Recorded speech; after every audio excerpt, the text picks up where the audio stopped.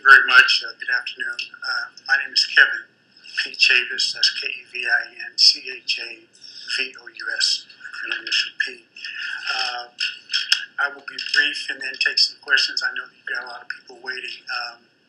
I am a former member of the D.C. Council. I'll give you my quick bio, which hopefully will demonstrate some relevancy to my testimony.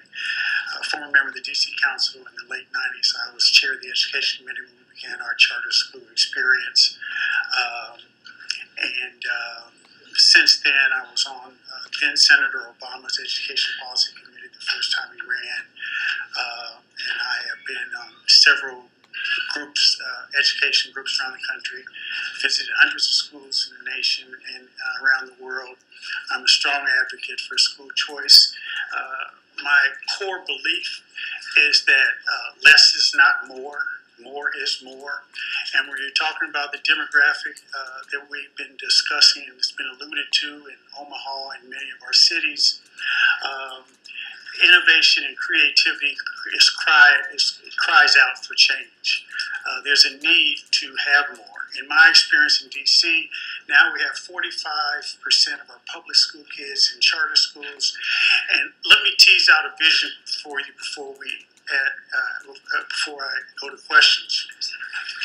I think that we're so used to our political boxes, and there's an either or pick side zero sum game, where the Republican agenda, the Democratic agenda, you're for public schools or you're against public schools.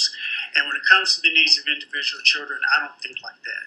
That's what led me to support charter schools as a Democrat in the late 90s, and I have the scars to show for it.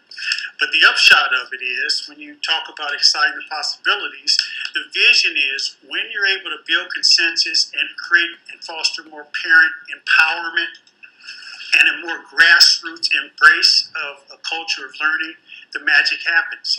In D.C. public schools, they have increased enrollment for the first time ever in 3 straight years.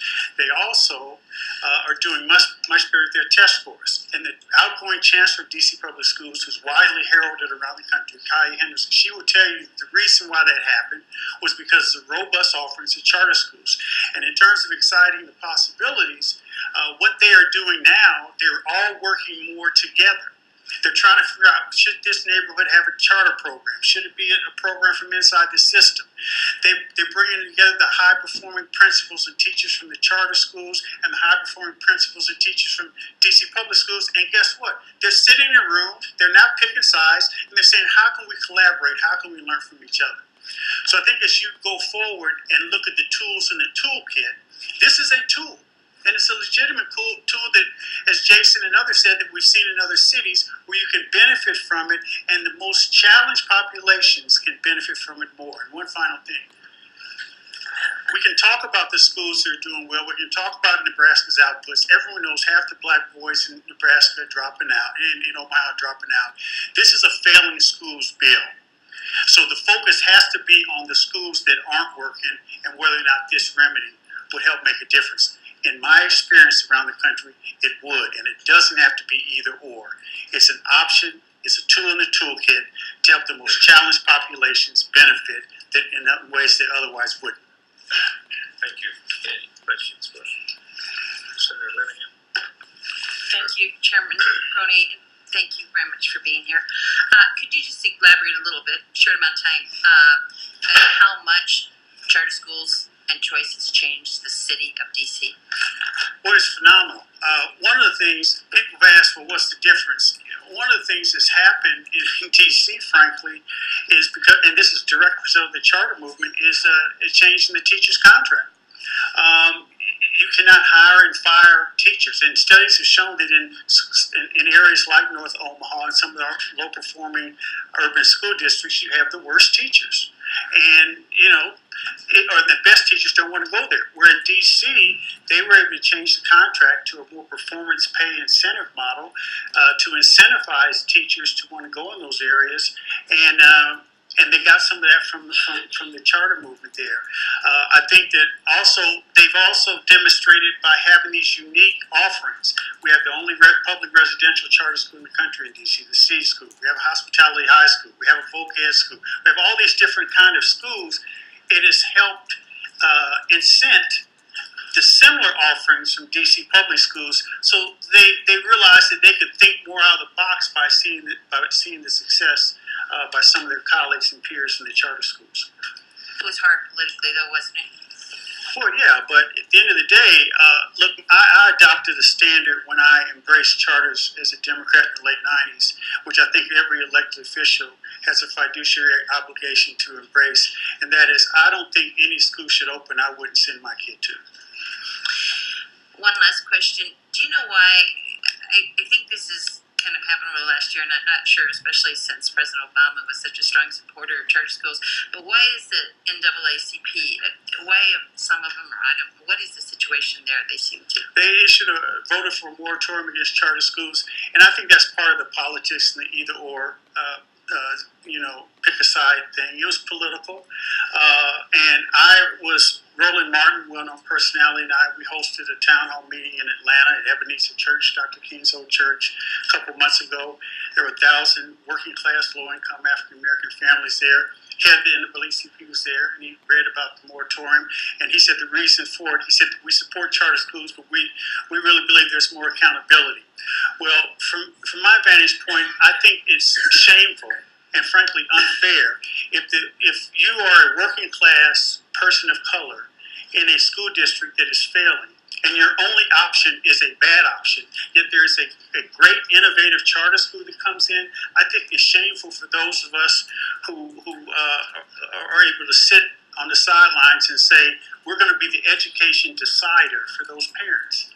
I don't think any group, I don't think the NAACP or any group should be an education decider or be the gatekeeper for a parent's choices, especially if the choices are working. And in a lot of these cities, they do work. Yes, there are charter schools that don't work. I proudly supported closing many bad charter schools in D.C. But we know it's a quality option that's made a huge difference in the lives of people who otherwise would be trapped in failing schools. And I think that's unacceptable. And I bristle at that.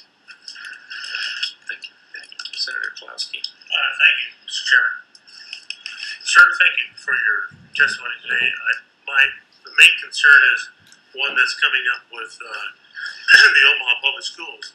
They're going to be hiring a new superintendent. They're in a search right now. It's down to probably 2 people, the way it looks. And how important is that leadership position in your mind to make the institutional changes that you're desiring that we also want to see happen to make a better world for all learners? I think it's a great question. I think it's important. The leadership matters. But you also have a mindset where the status quo is quick to say that we can't do it because of these other factors. And that mindset is permeated in far too many of our urban school districts. And my view is, and I think that Jason alluded to this, if there are schools and school operators that have figured out how to educate the poorest of the poor and get them to move the needle upward, then that means someone else can do it. And yes, if this new superintendent gets it, fine. But I tell you what, I've been on the panels to hire many a superintendent in D.C. And the thing, that I think Jason said it best. I think we all need to have a sense of urgency that we can't wait for the next 3 to 5 year plan to turn around any urban school district.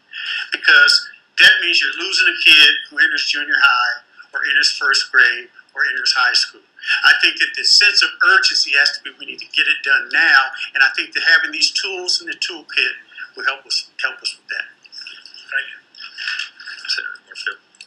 Thank you for coming in today, sir. I'm sorry I had to step out for a work call, so I didn't miss. So which schools in Nebraska have you been to?